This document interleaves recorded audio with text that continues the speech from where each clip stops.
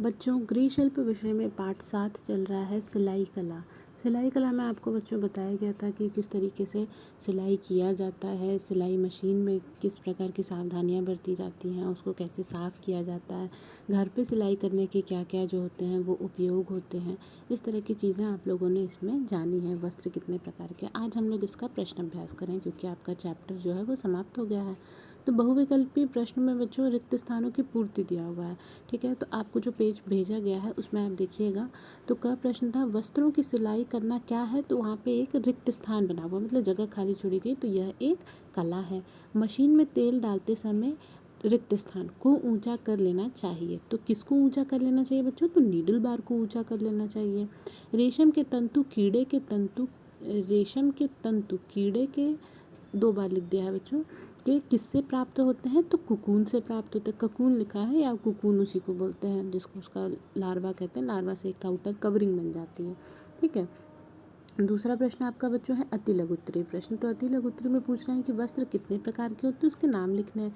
तो वस्त्र हम लोगों ने पढ़ा था सूती, रेशमी और ऊनी प्रकार के वस्त्र होते हैं, है ना। कॉटन जिसको कहते हैं, रेशमी हो गया आपका, ऊनी वुलन क्लॉथ्स होते हैं। सूती वस्त्र क्या होते हैं बच्चों, तो सूती वस्त्र के जो होते हैं वह कई प्रकार के मिलते हैं, जैसे मार्किन या लट्ठा जिसको हम रजाई वगैरह में कवर के रूप में यूज़ करते हैं। दूसूती कपड़े होते हैं और मलमल एवं जीन्स के कपड़े होते हैं। ठीक, ये हो गया सूती वस्त्रों के प्रकार। फिर रेशमी वस्त्रों के बारे में जानेंगे, फिर ऊनी वस्त्र हैं। तो रेशमी वस्त्र भी जो होते हैं वो कैसे होते हैं, तो सिल्क, साटन और मखमल। सिल्क, साटन और मखमल, बच्चों ये सब चीज़ें एकदम रट लीजिए अपने दिमाग में आप, कि सिल्क, साटन और मखमल जो होते हैं वो क्या होते हैं, रेशमी वस्त्रों के अंतर्गत आते हैं। ऊनी वस्त्र क्या होते हैं, तो संरचना के हिसाब से ट्वीड और सर्च 2 प्रकार के ऊनी वस्त्र होते हैं। अब प्रश्न आपका ख प्रश्न दिया हुआ था कि पहले तो पूछा है कि वस्त्र कितने प्रकार के होते हैं, तो 3 प्रकार के हो गए, सूती, ऊनी और इस तरीके से आपका हो गया। फिर उनके भी प्रकार हमने उप प्रकार एक तरीके से बता दिए। अब पूछ रहा है कि किस वस्त्र पर क्रॉस स्टिच की कढ़ाई सरलता से होती है।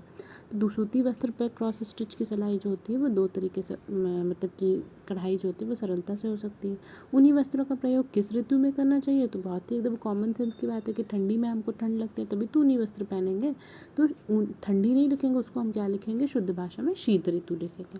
लघु उत्तरीय प्रश्न में पूछा गया है कि घर पर सिलाई करने के किन्हीं 4 लाभ को लिखिए। तो घर पर यदि आप सिलाई करते हैं तो क्या हो जाता है, आपके आर्थिक लाभ आपको होता है। आप उसके जो बचे हुए कपड़े हैं उसका आप उपयोग कर सकते हैं, अपने नाप के अनुसार आपका कपड़ा बनेगा। ये नहीं कि यहाँ से ढीला टाइट इस तरीके का भी नहीं होगा। मजबूत सिलाई, क्योंकि हम स्वयं से बना रहे हैं तो इस तरीके से, और समय का और बचे हुए कपड़े का सदुपयोग के साथ साथ हम धनोपार्जन का साधन भी बना सकते हैं इसको।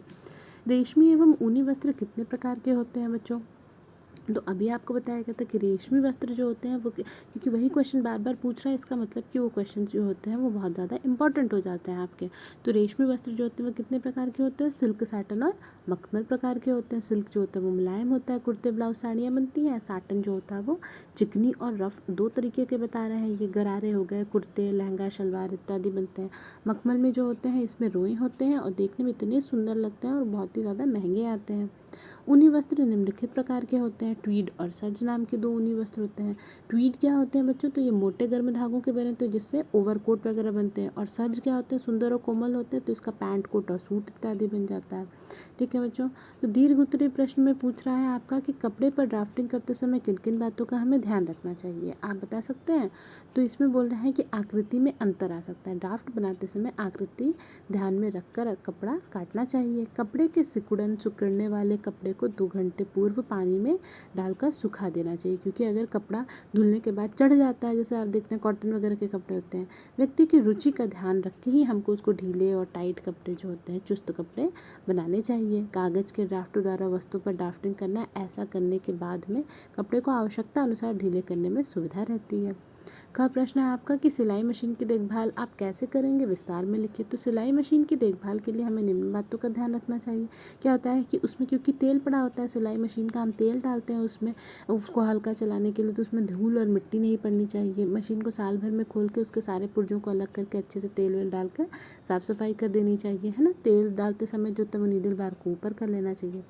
तो इस तरीके से बच्चों आपके इतने दीर्घ उत्तरीय प्रश्न थे, क ख करके, फिर अति लघु उत्तरीय, लघु उत्तरीय, तो सभी प्रश्न आपको बता दिए गए हैं। आप सभी बच्चे इसको कॉपी में नोट कर लीजिएगा। आज के लिए इतना ही बच्चों, फिर धन्यवाद।